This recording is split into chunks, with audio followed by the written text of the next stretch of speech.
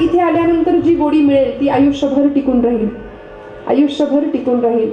आमचे आदर्श बदलले म्हणून जुन्या मंडळींकडे पाहिलं. मला आज तात्यांकडे बघून असं भरून आलं अचानक की या मंडळींचे आदर्श काय होते. आपण सगळी जुनी जाणती माणसं माझ्या समोर आहात. आमच्या तरुणाईचे आदर्श बदलले. स्वामी विवेकानंदांनी तारुण्याचे 3 तकार सांगितले होते: तेजस्विता, तपस्विता आणि तत्परता. हे 3 तकार आहेत तारुण्याचे. ज्याच्याकडे तेजस्विता आहे, ज्याच्याकडे तपस्विता आहे, ज्याच्याकडे तत्परता आहे, मग ती व्यक्ती 90 वर्षाची असली तरी सुद्धा ती तरुणच. 75 वर्षाची शेलार मामा तानाजीला म्हणत होते, तान्या आरम्या लढत उदय भाण्याशी. 75 वर्षाचं वय होतं ते तरुणच. त्यामुळे तारुण्याला या 3 गोष्टी असल्या की झालं, तेजस्विता, तपस्विता आणि तत्परता. पण आज दुर्दैव आमच्या समाजातला तरुण संध्याकाळ झाली की धरून आणावा लागतोय. होय की नाही? यापेक्षा काही वेगळं आहे? जीवनाचं कुठलंही गंतव्य, ध्येय, साध्य माहिती नाही. What is the mission of my life याचा विचार कधी केला जात नाही. मी इथे का जन्माला आलोय? माझ्या जन्माला येण्याचं कारण काय? निमित्त कारण काय? उपादान कारण काय? बरं, मी इथं येऊन करायचंय काय? मी कोण? मी आलोय कुठून? मला जायचंय कुठे? याचा विचार गांभीर्याने केला जात नाही. त्यामुळे याला कारण एकच आहे की आमचे आदर्श बदललेत. म्हणून त्यांच्याकडे पाहिलं, त्यांचं सावरकर प्रेम पाहिलं आणि खरंच मला भारावून जायला झालं की या मंडळींचे आदर्श हे होते. म्हणून यानंतरच्या पिढ्या घडवू शकले.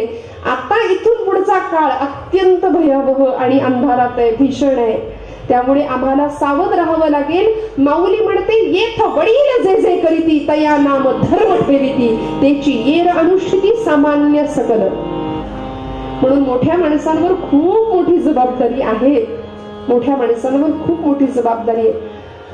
रोज घरातली आई स्वयंपाकघरामध्ये पोळ्या लाटत असताना, पोळ्या करत असताना मुलाला म्हणते, चल रे परीक्षा चालू आहे तुझी, म्हण पोएम. मी ऐकते आणि मग ते पोरग म्हणतं, twinkle twinkle little star how I wonder what you are. हे म्हणू द्या, मी नाही म्हणत नाही बरं, याला माझा विरोध अजिबात नाही. इंग्लिश काळाबरोबर आम्हाला गेलंच पाहिजे. मराठी आमची आई आहे तशी इंग्लिश मावशी आहे आमची. तिथंही आम्हाला सोडायचं नाहीये, गेलंच पाहिजे. पण ते करत असताना कधीतरी पोळ्या करत असताना हळूहळू हळूहळू पोळी जशी पुढे जातीये तसं मुलाला सांगावं, म्हण रे भीमरूपी महारुद्रा. पोळी टाकली तव्यावर, वज्र हनुमान मारुती, बनारी अंजनी सुता रामदूता प्रभंजना. आणि मग हे लहानपणापासून जर झालं तर काय त्याचा परिपाक असेल. आज ज्यांचा श्लोक निरूपणाकरता घेतलाय ते समर्थ सद्गुरू राष्ट्रगुरू रामदास स्वामी. समर्थांना कोणी जाणत नाही, ओळखत नाही अशातला भाग नाही. काल तुकोबरायांच्या चरित्रामध्ये आपण ऐकलं की तुकोबरायांच्या जोडीने 16व्या शतकामध्ये समकालीन असलेले समर्थ रामदास स्वामी शककर्ता राजा घडवत होते. आणि तिवारी वर्णन करतात, तो राज्य विभव संपन्न हा विरक्त साधू होता. तो राज्य विभव संपन्न हा विरक्त साधू होता. भोसले कुळोत्तम शिष्य हा ब्राह्मण सद्गुरु होता. भोसले कुळोत्तम शिष्य हा ब्राह्मण सद्गुरु होता. ब्रह्म क्षत्रिय तेजाचा हा अपूर्व संगम होता. ब्रह्म क्षत्रिय तेजाचा हा अपूर्व संगम होता. संकटास जागे खोली शंकित ही माय भवानी. तेथे गरजे गुरुवाणी देशाच्या कल्याणार्थ. जय जय रघुवीर समर्थ राष्ट्राच्या कल्याणार्थ. जय जय रघुवीर समर्थ धर्माच्या कल्याणार्थ. जय जय रघुवीर समर्थ हिंदूंच्या कल्याणार्थ. जय जय रघुवीर समर्थ. जय जय रघुवीर समर्थ ही गर्जना महाराष्ट्राच्या कानाकोपऱ्यामध्ये घुमली. उद्धव आले, दिवाकर आले, कल्याण स्वामी आले. एक एक एक एक शिष्य जमले, संप्रदाय तयार झाला, मठ स्थापना झाली आणि क्षात्र तेजाचं स्फुल्लिंग समाजामध्ये चेतवायला सुरुवात झाली. 4 खांब जीवनाचे होते, समाज, राष्ट्र, धर्म आणि अंतिम टप्प्यावर प्रभू रामचंद्र. या 4 खांबांवरती जीवन उभारलेलं होतं. रामोपासना जगाला दिली. शस्त्रधारी राम उपास्य देवता म्हणून समोर ठेवली. कुणी? समर्थ रामदास स्वामींनी. असं जर सांगायला गेलं तर लोक म्हणतात की समर्थांनी विठ्ठल भक्ती नाकारली की काय, विठ्ठल आवडत नव्हता का त्यांना? तर असं नाही हो. ज्यावेळी भारत भ्रमंती करत असताना समर्थ रामदास स्वामी पंढरपूरला जातात, त्यावेळी पंढरपूरला विटेवर उभा असलेला, कटेवर हात ठेवलेला विठोबा त्यांनी पाहिला आणि त्यांनी विठोबाला म्हणाले, येथे का रे उभा श्रीरामा मनमोहन मेघ श्यामा, येथे का रे उभा श्रीरामा मनमोहन मेघ श्यामा, येथे का रे उभा. काय केली अयोध्यापुरी, येथे वसविली पंढरी. रामा म्हणजे त्यांनी विठ्ठल नाकारला नाही, त्यांनी विठ्ठलात राम पाहिला. कारण म्हणाले काळच असा आहे, आता हातात शस्त्र घ्यावा लागेल, आता असे कमरेवर हात ठेवून उभं राहायची वेळ नाही रामा. अरे कुठं गेली तुझी अयोध्या, कुठं गेलं तुझं चापबाण, धनुष्य हातात घ्यायची वेळ आहे. म्हणून सावरकरांचं वाक्य, हिंदूंनो आता मुरलीधर नव्हे तर चक्रधर श्रीकृष्णाची पूजा करा, उपासना करा. शस्त्रधारी भगवंत पसंत केला, उपास्य देवता म्हणून समोर ठेवला. चक्रधारी भगवान गोपाल कृष्णाची उपासना करावी. आणि असे प्रभू रामराय लंका दहन असू दे, रावण वध असू दे, या प्रत्येक कार्यामध्ये धर्माची स्थापना केली. आणि अशा वेळी समर्थ रामदास स्वामी रामाला समोर ठेवतात, रामाचा आदर्श तुमच्या माझ्या समोर ठेवतात. आणि मनोबोध नावाचा ग्रंथ असू दे, दासबोध असू दे, आत्माराम असू दे, करुणाष्टक असू देत, सवाया असू देत, अनेक ग्रंथ असू दे, या सर्वांच्या माध्यमातून एक डोळस अध्यात्म आणि वास्तवाचा रोकडा स्पर्श आमच्या जीवनाला दिलाय समर्थांनी. अत्यंत वास्तववादी संत होते बरं. रोकडा व्यवहार शिकवलाय, डोळस अध्यात्म शिकवलंय. आपल्याला माहिती वारकरी संप्रदायामध्ये जसे ज्ञानोबा माऊलींचे ग्रंथ आहेत, तसे इकडे समर्थ संप्रदायात समर्थांचे ग्रंथ आहेत. मुमुक्षुत्वाच्या पलीकडे गेलेल्यांसाठी माऊलींनी अमृतानुभव किंवा अनुभवामृत नावाचा ग्रंथ लिहिला, तसंच समर्थांनी आत्माराम नावाचा ग्रंथ लिहिला. साधकावस्थेतल्या लोकांसाठी माऊलींनी भावार्थ दीपिका म्हणजे ज्ञानेश्वरीचा, भगवद्गीतेवरचा 9000 ओव्यांचा टीका ग्रंथ लिहिलाय. ज्या पद्धतीने साधकांच्यासाठी समर्थांनी दासबोध नावाचा ग्रंथ लिहिला, ज्याच्यामध्ये अध्यात्मात व्यवहार कसा असावा आणि व्यवहारामध्ये अध्यात्म कसा असावं याचं उत्कृष्ट दिग्दर्शन ज्या ग्रंथामध्ये दिलंय, असा दासबोध नावाचा अत्युच्च प्रतीचा ग्रंथ समर्थांचा. ज्या पद्धतीने साधकांच्यासाठी, श्रमिकांच्यासाठी सोप्या शब्दामध्ये हरिमुखे म्हणा, हरिमुखे म्हणा, पुण्याची गणना कोण करी, असा हरिपाठ नावाचा ग्रंथ माऊलींनी लिहिला. त्याच पद्धतीने साध्या भोळ्या वर्गासाठी समर्थांनी मनोबोध नावाचा ग्रंथ लिहिला, की जो प्रत्येकाने जवळ बाळगावा. बरं, मी म्हणते अगदी राजकारणात असलेल्यांनी सुद्धा सगळ्यांनी खिशात ठेवा. कोणी म्हणेल तो काही ग्रंथ आहे, ते पुस्तक आहे 2 रुपयाचं, खिशात टाकलं की झालं काम.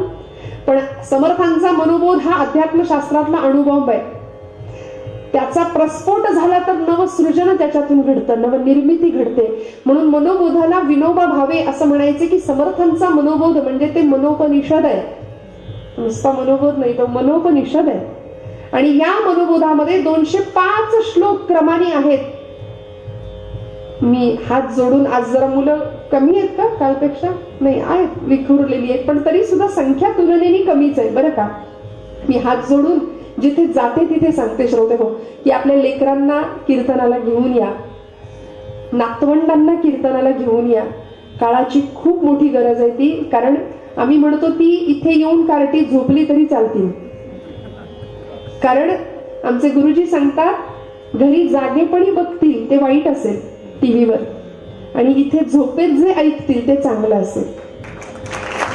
त्यामुळे हात जोडून सांगते की जिथे जे काही असेल चांगलं ते ऐकण्याकरता आम्हाला हट्टाने घेऊन गेलं पाहिजे. इथे येऊन झोपली तरी चालतील.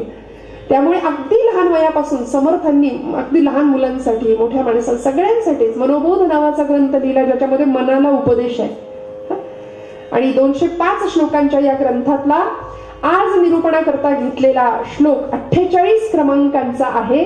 जाताना पाठ करून जा बरं का. इतका सोपा साधा, म्हणायला गेलं तर सुटसुटीत सोपा श्लोक आहे, तसं म्हटलं तर अर्थाच्या दृष्टीने गहन आहे. समर्थांनी सर्वोत्तम दासाची लक्षणं सांगितली, सर्वोत्तम भक्ताची लक्षणं सांगितली. आणि ज्या समर्थांनी आम्हाला हे सगळं वाङ्मय दिलं, त्यांचं जीवनचरित्र जर आपण पाहिलं तर आपल्याला माहितीये, मराठवाड्यातलं जांब नावाचं छोटंसं खेडेगाव. संध्याकाळची वेळ झाली, सगळी मुलं बाळ घरी आली आणि बराच वेळ खेळायला गेलेला माझा नारोबा अजून घरी कसा आला नाही. लहानपणीचं नाव नारायण, म्हणून आईच्या हृदयाचा ठोका चुकला.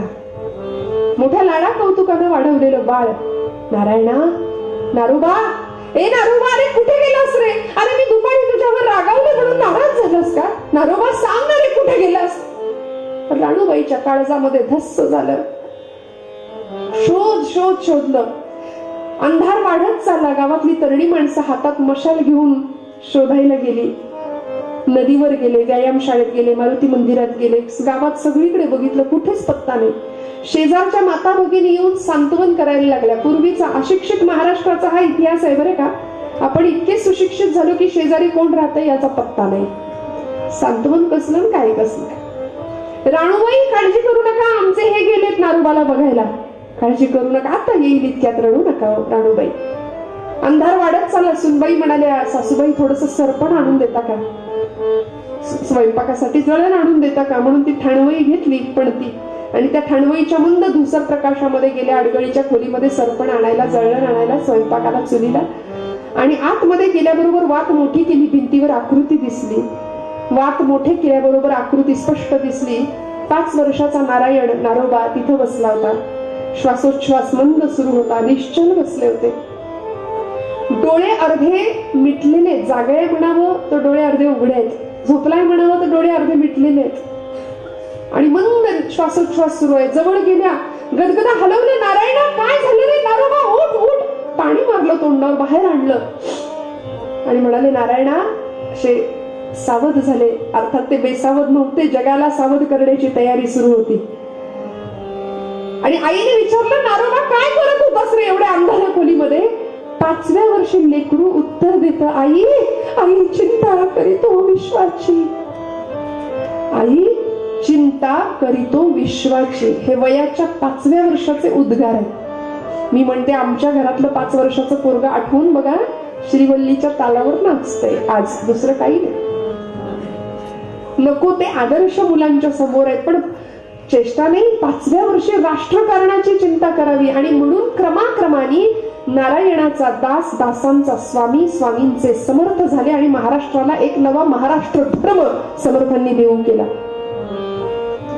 देशकाल वर्तमान अवधीची अव्यवधान, सावधान सावधान म्हणून 12व्या वर्षी लग्नाच्या बोहल्यावरून पळ काढला. नाशिक जवळ टाकळीला गेले, गायत्री मंत्राचं पुरस्चरण केलं, 13 कोटी रामनाम जप, रोज सूर्य नमस्कार. आणि काय सुंदर जीवन नियोजन, जीवनाचं उत्तम व्यवस्थापन समर्थांनी आमच्या समोर मांडलं. पहिली 6 वर्ष बालपण, पुढची 6 वर्ष उपासना, त्याच्या पुढची 12 वर्ष अव्याहतपणे वाङ्मय निर्मिती, भारत भ्रमंती. असे तू हिमाचल भारत भ्रमण केलं, पायदळी घातला, अनेकांच्या समस्या समजावून घेतल्या, मठांचं जाळं विस्तारलं, समर्थ संप्रदायाची स्थापना, अनेक शिष्यांना जमवलं. एका शककर्ता राजाला घडवण्यामध्ये प्रचंड मोठा सिंहाचा वाटा समर्थांनी दिला. गनिमी काव्य समर्थांचा आपल्याला माहिती आहे, मुद्दाम शब्द वापरला कारण छत्रपती शिवप्रभूंनी महाराष्ट्राला गनिमी कावा शिकवला. बाबासाहेब पुरंदरे म्हणायचे की छत्रपती शिवाजी महाराजांनी महाराष्ट्राला गनिमी कावा शिकवला. समर्थ रामदास स्वामींनी महाराष्ट्राला गनिमी काव्य दिले. 11 11 बहु 11 काय 11 कळेची ना, गुप्त ते गुप्त जाणावे, आनंद मन भुवनी. समर्थ स्थापित 11 मारुती महाराष्ट्रात आहेत. त्यातले काही म्हणजे समर्थ स्थापन केलेला एक मारुती सध्या काश्मीरमध्ये पहलग्राम इथं मिलिटरीच्या ताब्यात आहे असं म्हणतात. काकांच्या टाळ्या पडल्या गावचट काकांच्या, कारण कदाचित त्यांनी ते पाहिलं असेल, आम्ही नाही पाहिलं. म्हणजे समर्थ कुठपर्यंत पोहोचलेत आपण कल्पना नाही करू शकत. मठांचं जाळं कुठपर्यंत असू शकतं आणि हे देवदेश धर्माचं काम कुठपर्यंत पोहोचलं होतं. आम्ही मात्र घरात बसून आमची तरुण मंडळी किंवा काही मंडळी वर्तमानपत्र वाचतो, हळहळ व्यक्त करतो. काही मंडळी, काही बरं का अपवादात्मक, सगळेच नाही, पारावर बसतात, हातात पत्ते असतात आणि या देशात क्रांती झाली पाहिजे, हातात पत्ते. असे आम्हाला देशप्रेमाचं इतकं उतू चाललेलं असतं. मला असं वाटतं की समर्थ काय, तुकोबा काय, ज्ञानोबांपासून निळोबारायांपर्यंतच्या सगळ्या संतांची परंपरा आणि अलीकडचे सगळेच संत, त्यांनी देवभक्तीला देशभक्तीची जोड, धर्माची जोड दिली, आम्हाला शिकवलं आणि जीवन जगण्याचा उत्तम मार्ग दाखवून दिला. समर्थ रामदास स्वामींनी प्रस्तुतच्या श्लोकामध्ये उत्तम दास कुणाला म्हणायचं, दासाची सर्वोत्तम लक्षणं काय असतात ती सांगितले. श्लोकाचा आठव पुन्हा एकदा करते, ऐका, जमलं तर म्हणा आणि पाठ करूया. सदा देव काजी झिजे देहजाचा. आज थोडं घड्याळ पुढे जाणारच आहे, म्हणजे हे गृहीतच धरून चला. असं सांगितलं की बसायचा धीर वाढतो म्हणून आधीच सांगितलं, नाहीतर तुम्ही 11 वाजले की मग असं वाटेल की अरे अजून कसं नाही संपलं, त्यामुळे आधीच सांगून ठेवते. सदा देव काजी झिजे देहजाचा, सदा राम नामी वदे नित्य वाचा, स्वधर्मेची चाले सदा उत्तमाचा, जगी धन्य तो दास सर्वोत्तमाचा. जय जय रघुवीर, बोला जय जय, जय जय, जय जय रघुवीर. समर्थांनी या 48 क्रमांकाच्या श्लोकामध्ये शब्द जाणीवपूर्वक वापरलेत बघा. सदा, पहिल्या ओळीमध्ये शब्द आहे, दुसऱ्या ओळीमध्ये शब्द आहे, तिसऱ्या ओळीत तो शब्द आहे आणि चौथ्या ओळीमध्ये असा आहे, सदा देव काजी झिजे देहजाचा, सदा रामनामी वदे नित्य वाचा. तिसरी ओळ स्वधर्मेची चाले सदा उत्तमाचा आणि शेवटची ओळ आहे, जगी धन्य तो सदा दास, दास सर्वोत्तमाचा. सदा म्हणजे अखंड, अविरत, नेहमी, अखंड, अव्याहतपणे, ज्याचा देह देव कार्यासाठी, देव काजी झिजे देह ज्याचा, ज्याचा देह देव कार्यासाठी अखंड झिजतोय. दुसरी ओळ आहे, सदा रामनामी मध्ये नित्य वाचा, ज्याच्या मुखामध्ये अखंड रामनाम आहे. तिसरी ओळ, स्वधर्मेची चाले सदा उत्तमाचा, ज्यांनी धर्माचा आचार उत्तम सांभाळलाय, स्वधर्म सांभाळला. आणि ती शेवटची ओळ, जगी धन्य तो दास सर्वोत्तमाचा. हे हे हे ज्याला जमलं असा सर्वोत्तम दास समर्थांना अभिप्रेत आहे. त्या दासाची लक्षणं सांगतात समर्थ. हा वरवरचा अर्थ श्लोकाचा झाल्यानंतर आपण थोडस अभंगाच्या या श्लोकाच्या आतमध्ये चिंतन प्रवासाला सुरुवात केली तर बघा श्रोते हो, सदा देव काजी, देवाचं काज म्हणाले समर्थ. मग काय आहे देवाचं कार्य हो? उद्या चैत्र शुद्ध नवमीचा परम पर्व काळ. काय आहे देवाचं कार्य?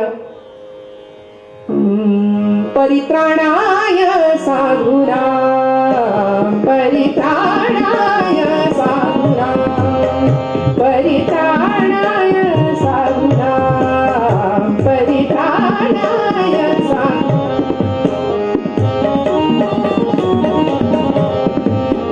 विनाशाय च दुष्कृतां, विनाशाय च दुष्कृतां, धर्म संस्था परार्थाय, धर्म संस्था परार्थाय, संभवामि युगे युगे, परित्राणाय साधूनां, परित्राणाय साधूनां, साधूनां, साधूनां, परित्राणाय साधूनां.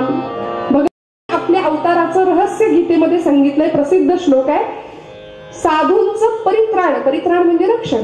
साधूंचं रक्षण करायला आलोय मी, दुष्टांच्या नाशाकरता येणार आहे. आणि तिसरी गोष्ट, धर्माच्या पुनर्संस्थापने करता. यदा यदा ही धर्मस्य ग्लानिर्भवति भारत, याकरता प्रभूंनी प्रत्येक युगामध्ये प्रत्येक वेळी अवतार घेतला, गर्भवास सहन केला. संभवामी युगे युगे, युगायुगांमधून पुन्हा पुन्हा पुन्हा पुन्हा गर्भवास स्वीकारला. का? या 3 गोष्टींकरता. हे रहस्य भगवंतांच्या येण्यामागचं. उद्याच्या दिवशीचा भगवंतांचा रामावतार, मर्यादा पुरुषोत्तम हा अवतार त्या करताय, धर्माच्या स्थापनेकरता, दुष्टांच्या नाशाकरता आणि साधूंच्या रक्षणाकरता. मग भगवंताचं हे कार्य आहे. समर्थ म्हणतात देवाच्या कार्यासाठी आम्ही झिजणं, आणि जो झिजला त्यालाच दास म्हणायचंय. काय झिजवायचंय? सदा देव काजी झिजे देह ज्याचा. काय झिजवायचंय? देह झिजवायचंय. मग देह झिजतो का? तो असाही झिजतोच आहे. बघा 25व्या वर्षी जी अवस्था आहे ती 75व्या वर्षी देहाची आहे का? नाही. यद दहते नित्यम तद देहम असं देहाची व्याख्या केली आहे. यद शीर्यते तत् शरीरम, जे सतत झिजतंय त्याला शरीर म्हटलंय.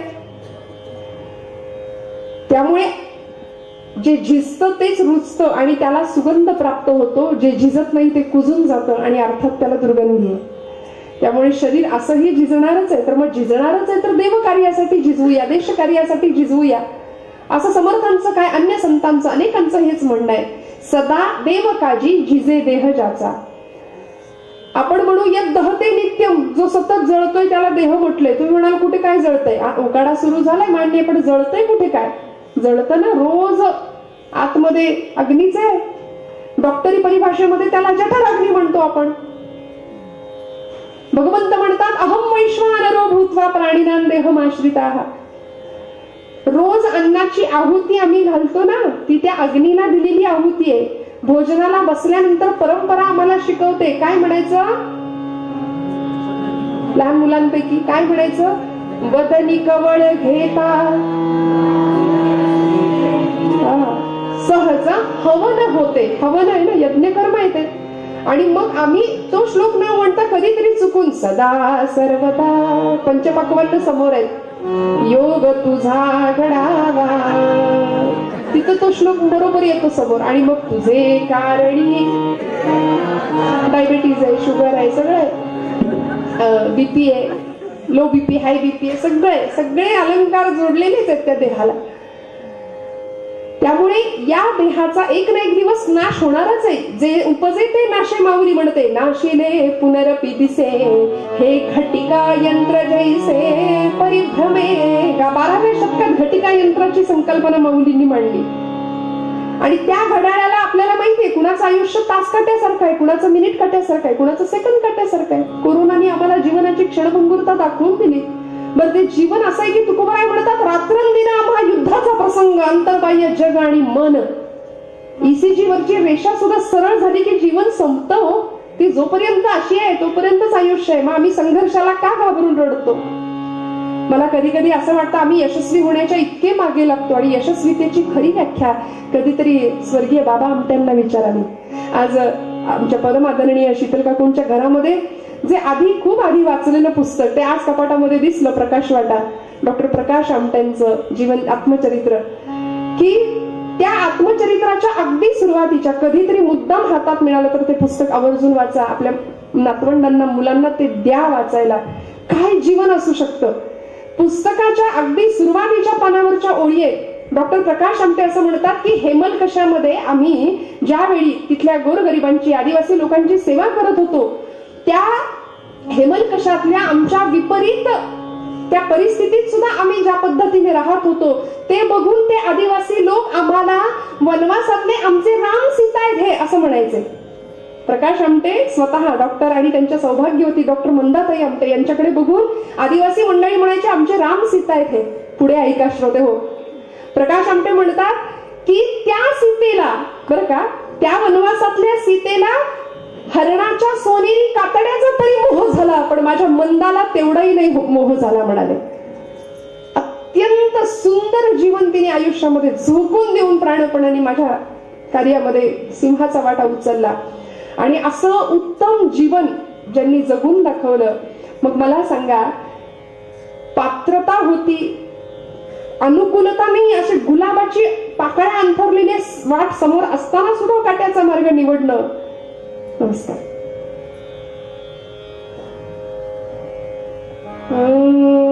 जय जय रघुवीर समर्थ.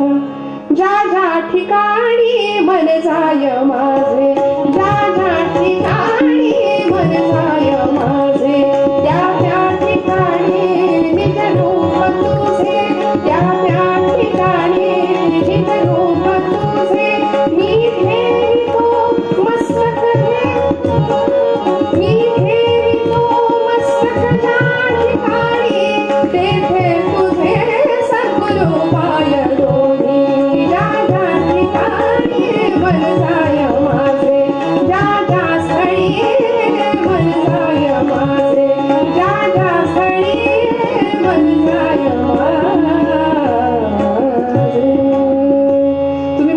असताना हे मधूनच का बरं श्लोक असा आला विषय सोडून, तर आमच्या काय परंपरा दिव्य असू शकते बघा. नारदीय कीर्तनाची ही श्रेष्ठता आहे की कीर्तनामध्ये जर कोणी कीर्तनकार, महनीय किंवा सामाजिक अनेक क्षेत्रातली मान्यवर मंडळी अचानक कीर्तनामध्ये त्यांचं आगमन झालं तर ते स्वागतासाठी ती म्हणायची पद्धत आहे. आमच्या परमादरणीय डॉक्टर रश्मिताई इथं उपस्थित आहे की ज्यांचं कीर्तन तुम्ही काही दिवसांपूर्वी इथे सेवा ऐकलेली आहे. म्हणून समर्थ रामदास स्वामींचा श्लोक आपण ऐकतोय, सदा देवकाजी झिजे देह ज्याचा, सदा राम नामी वदे नित्य वाचा. समर्थांनी देहाचं झिजणं अपेक्षित आमच्यासाठी ठेवलंय, सांगितलंय. मग हा देह असाही झिजणारच आहे. यत् शरीयते तत् शरीरम आपण ऐकलं. देवाचं कार्य आम्हाला करायचंय, मान्य. देवाचं कार्य मोठं आहे. आम्ही सामान्य माणसं, प्रापंचिक माणसं, आम्ही आमच्या पातळीवर काय करू शकतो? सुवर्ण मध्ये आम्हाला काढावा लागेल, साधावा लागेल. मग काय करायचं? माझे आदरणीय गुरुजी हरिभक्तीपरायण नारायण बुवा काणे यांची रचना आहे. एक संस्कृत सुभाषित आपल्याला माहिती आहे, शतेषु जायते शूरः सहस्रेषु च पंडितः वक्ता दशसहस्रेषु दाता भवति मानवा. आणि या सुभाषिताला धरून त्यांनी एक रचना केली. लोकांना वाटतं ती कव्वाली आहे, पण खरं ती काव्यावली अशी ती रचना आहे. आणि लोकांना आवडतात नवीन नवीन प्रकार कीर्तनामध्ये. माझ्या गुरुजींची रचना ऐका. आम्ही आपल्या पातळीवर काय करायचं? समर्थांनी दासाचं लक्षण सांगितलं. आम्ही सर्वसामान्य माणसं, आधी प्रपंच करावा नेटका, हे फार समर्थांचं आम्ही ऐकतो, बाकीचं नाही ऐकलं तरी. आधी प्रपंच करावा नेटका, मग घ्यावे परमार्थ विवेका. येथे आळस करू नका विवेकी, समर्थ म्हणतात. त्यामुळे प्रपंच इतका आम्ही नेटका करतो, मग मान्य. प्रपंच करता करता समर्थच म्हणतात प्रपंची असावे सुवर्ण, परमार्थी पंचीकरण. त्यामुळे उत्तम प्रपंच, फटका तुटका प्रपंच संतांनाही मान्य नव्हता. आम्ही सगळं करायचंय, पण जोडून या धन उत्तम व्यवहारे उदास विचारे वेच करे. हे तुकोबरायांचं म्हणणं सुद्धा ऐकायचं. काय म्हणतात? शतेषु जायते शूरः, 100मध्ये एक शूर जन्माला येतो असं सुभाषितकारांचं म्हणणं आहे. एक शूर. सगळेच काही अवचट काकांसारखे बॉर्डरवर नाही जाऊ शकत, सगळेच हातात बंदूक नाही घेऊ शकत. 100मध्ये एक शूर. शतेषु जायते शूरः असे सुभाषित सांगते. राहिलं बाजूला, नाही जमलं आम्हाला. शूर जरी ना झाला तरी तू, अरे शूर जरी ना झाला तरी तू, शब्द ऐका, भ्याडपणाही करू नको. ऐक सांगतो, ऐक राजा बोलहिताचे सांगतो. ऐक सांगतो, ऐक राजा बोलहिताचे सांगतो. ऐक सांगतो. मॉनिटरला तबला द्या थोडा,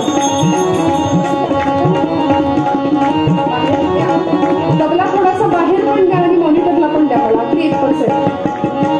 ऐक राजा बोलहिताचे सांगतो. ऐक सांगतो, ऐक राजा बोलहिताचे सांगतो. सहस्रेषु च पंडितः असे सुभाषित सांगते. काय म्हणतात? 1000मध्ये एक पंडित जन्माला येतो. पांडित्य सगळ्यांकडेच नसतं, राहिलं बाजूला. आमच्याकडे नाहीये. किमान पक्ष काय करूया? पंडित जरी ना झाला तरी तू, अरे पंडित जरी ना झाला तरी तू, जगी अडाणी राहू नको. ऐक सांगतो, ऐक राजा बोलहिताचे सांगतो. ऐक सांगतो, ऐक राजा बोलहिताचे सांगतो. ऐक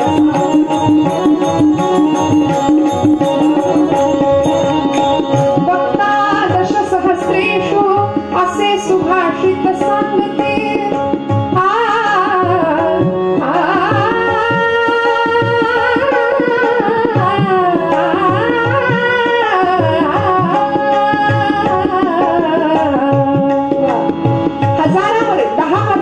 एक वक्ता, राहिलं बाजूला.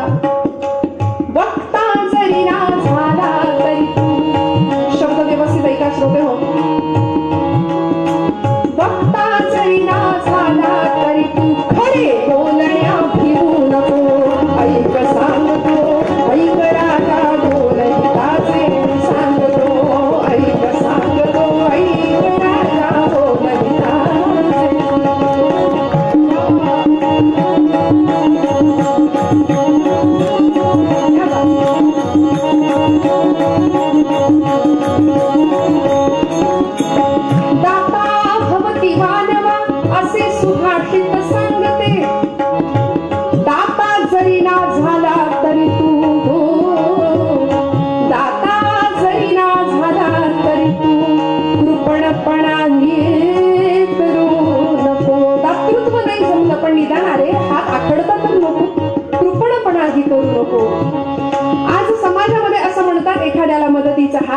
चालू ठेवा. एका दुसऱ्यांना मदत करावी, अडचणीत फसलेल्यांना मदत करावी. कोरोनामध्ये काही माणसं आपण पाहिली की नाही, आज ज्यांच्या चरित्राच्या ऐकण्याच्या उत्सुकतेत जी मंडळी आहेत, असे आमचे मगाशी आम्ही महाराजांच्या संताजी महाराजांच्या मंदिरात जाऊन आलो, लक्ष्मीनारायणाच्या दर्शन घेतलं.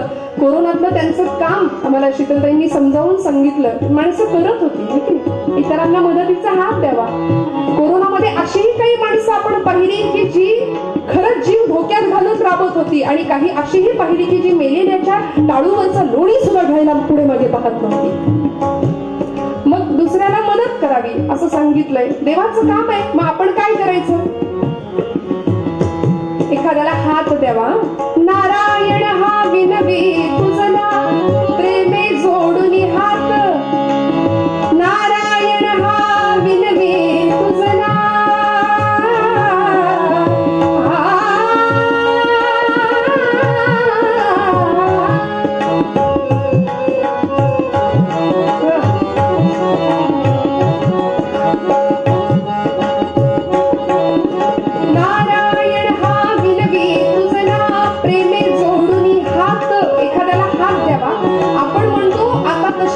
राहिली नाही. खड्ड्यात पडलेल्या माणसाला हात द्यायला जाऊ तर आपण खड्ड्यात आणि तो वर, असं काय?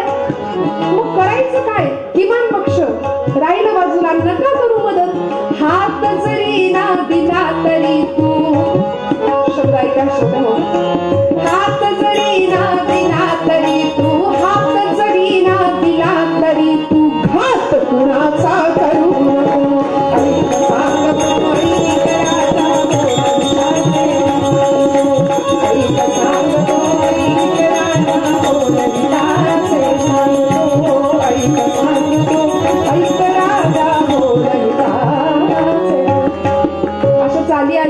जरा काही अरे कव्वाली कीर्तन, पण ही श्रीमंती आहे बरं का, ही काव्यावली आहे खरं तर. असं मी विस्तार याचा नाही आता अजून वेगळा करत. पण आमचं कार्य काय? देव कार्याला अनुकूल असं वर्तन आमचं असावं ही समर्थांची अपेक्षा आहे. देह जाणारच आहे. मी मगाशी प्रकाश आमटेंचं उदाहरण सांगितलं आपल्याला.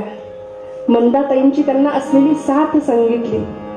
आणि या परिस्थितीमध्ये कधीतरी बाबा आमट्यांना सुद्धा विचारलं पाहिजे आम्ही की यशस्वीतेची नक्की व्याख्या काय आहे? देवाचं कार्य नेमकं काय आहे? रस्त्यावरती एखादा कुष्ठरोगी दिसावा, किळस वाटली, भीती वाटली, घरी आले, मनामध्ये विचार आला की असंच जर माझ्या बायकोला किंवा माझ्या मुलांना झालं तर मी उद्या यांना पण असंच वाढवीन का? म्हणून पुन्हा गेले, त्याला घरी आणलं, त्याच्या अंगावरच्या जखमा धुतल्या, स्वच्छ केल्या, आणि मग तिथून अशी धारा व्रत म्हणून जीवनाचं ठरवून गेलं की बस माझं काम हे, मी हेच करणार. आणि ठामपणे सांगितलं की इथून पुढे मी कमावल्यापैकी संपत्तीमध्ये कुणाचा वाटा मोठा, कुणाचा वाटा कमी, याच्यामध्ये माझ्या पुढच्या पिढीतल्या मुलांमध्ये भांडणं कधीच नसतील. असतील तर ती कुणाची किती सेवा करायची यासाठी असतील. आणि आपण ते पाहतो श्रोते. सदा देव काजी जिजे देह ज्याचा, सदा राम नामी वदे नित्य वाचा. देह झिजवण्याचे अनेक प्रसंग, अनेक उदाहरणं आपण पाहिली श्रोते हो. की मी मगाशी म्हटलं की आमचे आदर्श बदलले. जुन्या मंडळींना विचारलं की तुमचा आदर्श कोण? एखाद्या तरुण मुलाला मी विचारलं तर तो म्हणेल की सलमान खान आमचा आदर्श आहे. हिरो, पिक्चरच्या एखाद्या हिरोचं नाव सांगेल, जो कोर्टामध्ये जजनी तुरुंगवास सुनावला म्हणून ढसढसा रडत होता. तो आदर्श आमच्या मुलांचा असेल. पण तात्यांसारख्या एखाद्या वयोवृद्ध व्यक्तीला मी विचारलं तुमचे आदर्श कोण, तर ते म्हणतील तुरुंगाच्या दारामध्ये, कोर्टामध्ये जजनी तुरुंगवास नाही तर फाशीची शिक्षा सुनावल्यानंतर सुद्धा मेरा रंग दे बसंती चोला, माहे रंग दे बसंती चोला असं म्हणून फाशीचं चुंबन घेऊन फाशीच्या तख्तावर चढणारे भगतसिंग हे त्या पिढीचे आदर्श होते. सदा देव काजी झिजे देह ज्याचा. उत्तम बॅरिस्टरी मिळालेली असताना सुद्धा सगळ्याचा त्याग केला, सगळं सोडलं. खरं तर उत्तम जीवन जगता आलं असतं, उत्तम प्रपंच करता आला असता, भेळपुरी खाता आली असती, चौपाटीवर जाता आलं असतं, उत्तम बंगले बांधता आले असते, जमिनी घेता आल्या असते, अवघड नव्हतं. सगळं करता आलं असतं. पण सगळं सोडून काट्याचा मार्ग निवडला. लंडनला जाऊन शस्त्रास्त्र निर्मितीचा उद्योग केला.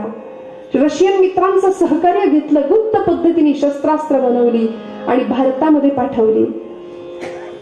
भारतामध्ये शस्त्रास्त्र पोहोचल्यानंतर अनंत कान्हेरे नावाचा क्रांतिकारक नाशिकमध्ये जॅक्सन या इंग्रजी अधिकाऱ्याची हत्या पिस्तुलाच्या सहाय्याने करतो. इंग्रज सरकार हादरून जातं, भारतामध्ये पिस्तूल कसं पोहोचलं. बंगालमध्ये खुदिराम बोस नावाचा क्रांतिकारक बॉम्बचा धडाका करतो, इंग्रज सरकार हादरतं, भारतात बॉम्ब पोहोचला कुठून. आणि सावरकरांवरती खटला भरला जातो, जहाजात घालून भारतात आणलं जातं. जज कोर्टामध्ये अंदमान सुनावतात. 50 वर्ष अंदमानची काळ कोठडी. जहाजातून येत असताना जगविख्यात असलेली दिव्य उडी आपण सगळे अजिबात विसरू शकत नाही. त्यानंतर कोर्टात ज्यावेळी विचारलं की मध्य समुद्रामध्ये उडी घेतली सावरकर आपण, तुम्हाला भीती नाही का वाटली. सावरकर उत्तर देतात, भीती कसली भीती, कारण नष्ट होईल तो माझा देह, माझा आत्मा अमर आहे. गीतेचं तत्वज्ञान मी जाणतो. नैनं छिंदन्ति शस्त्राणि नैनन्तहति पावकः न चैनं क्लेदयन्ति आपो न शोषयति मारुतः. मला भगवद्गीता काय सांगते, भगवंत काय सांगतात माहितीये. त्यामुळे नष्ट होईल तो माझा देह, माझा आत्मा अमर आहे. आणि मग सावरकरांचं काव्य आपल्याला माहितीये. पुण्यामध्ये डेक्कनच्या चौकामध्ये स्मारक आहे. अनादि मी अनादि मी अनादि मी अनंत मी अवध्य मी भला.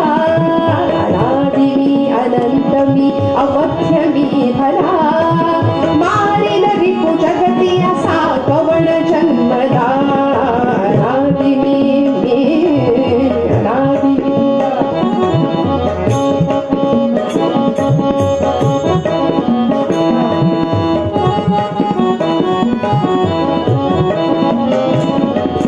अट्टहास करीत सरी धर्मधारणी, मृत्युशीचा गाठ घालुनी खुसेरणी. अग्नि जाळी मज सेना खड्ग छेदितो, घेऊन मला ध्यान मृत्यू पडत सुटतो. सावरकर म्हणतात, मी मृत्यूला बोलवत होतो पोहताना, मृत्यू मला घाबरून पळत होता. घेऊन मला ध्यान मृत्यू पडत सुटतो. खुळारी तया स्वये मृत्यूच्याच भीती रे भिवू मजसिये. भिवू मजसिये भिवू मजसिये. अनादि मी अनादि मी अनंत मी अवध्य मी भला. मारिन रिपु जगती असा कवण जन्मदा. अनादि मी अनादि मी अनादि. सदा